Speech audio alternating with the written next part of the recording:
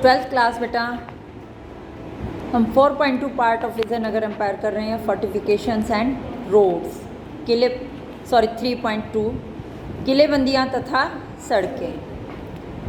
Before we examine the different parts of the city in detail, let us look at what enclose them all the great fortress walls। जब हम देखते हैं बेटा इस शहर को तो देखते हैं कि चारों तरफ किलेबंदी की गई है, बहुत सारी दीवारें हमें यहाँ नज़र आती हैं। Abdul Razzaq, an ambassador sent by the ruler of Persia to Calicut, आज जिसको हम कोझिकोड भी कह देते हैं, कोझिकोड, उस एरिया में वो आया और वहाँ पर जो ये फोर्टिफिकेशन हुआ था उससे बहुत ज़्यादा इम्प्रेस हुआ and mention 7 lines of forts.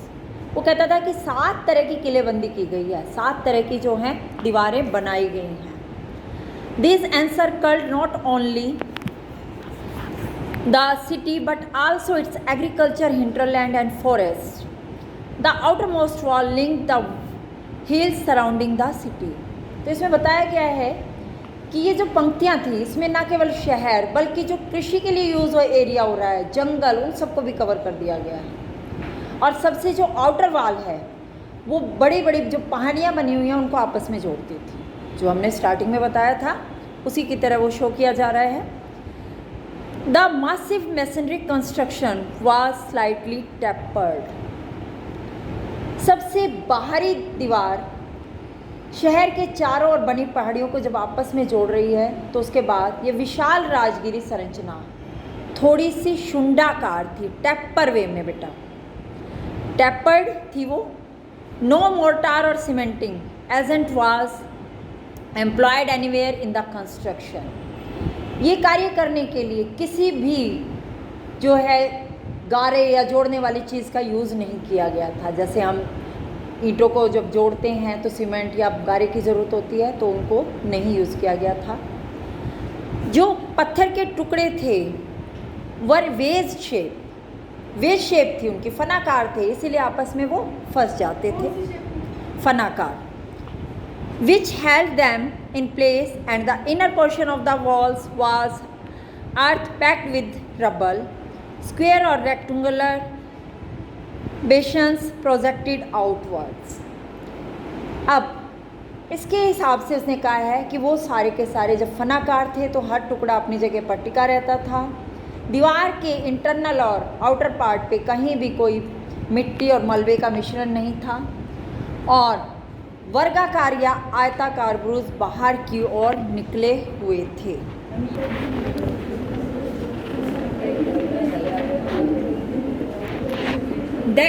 What was the most significant about this fortification that it enclosed agriculture tracts?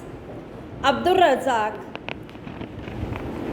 noted that between the first, second and the third walls there were cultivated fields, gardens and houses, and pace observed from this first circuit until you enter the city there is a great distance। तो बेटा इसमें क्या बता रहा है अब्दुल रज़ाक, जैसे हमने पहले बताया है कि खेतों को भी घेरा गया था और इसमें जो पहली, दूसरी और तीसरी दीवार है उसमें यही चीज़ें आती हैं, कल्टीवेटेड जो है फील्ड्स प्लस बहुत सारे गार्डन्स और हाउसेस। इसके अलावा वो क्या कहता है कि इस जो फर्स्ट है इनविज जो है फर्स्ट एरिया में, और क्या कहता है, इनमें राइस वगैरह भी होता था इन खेतों में। इसके अलावा जो वाटर है वो 2 लेक्स से यहाँ तक आता था। These statements have been corroborated by present day archaeologists who have also found evidence of an agriculture tract between the sacred center and the urban core. This tract was serviced by an elaborate canal system drawing water from the Tungabhadra. वही बात फिर दोबारा clear की जा रही है कि इसमें जो फर्स्ट लाइन के बीच सिटी में एंट्री करने के लिए काफ़ी गैप बच जाता है। पहली जो आउटर वॉल है वहाँ तक शहर बहुत दूर रहता है, बीच में क्या आ जाते हैं, खेत आ जाते हैं, फील्ड्स हैं जहाँ पर राइस ग्रो होता है, बहुत सारे गार्डन्स आ जाते हैं और वाटर 2 लेक से यहाँ पर आता है, 2 लेक। अब जो आर्कियोलॉजिस्ट हैं उन्होंने भी इस चीज़ को वेरीफाई किया है।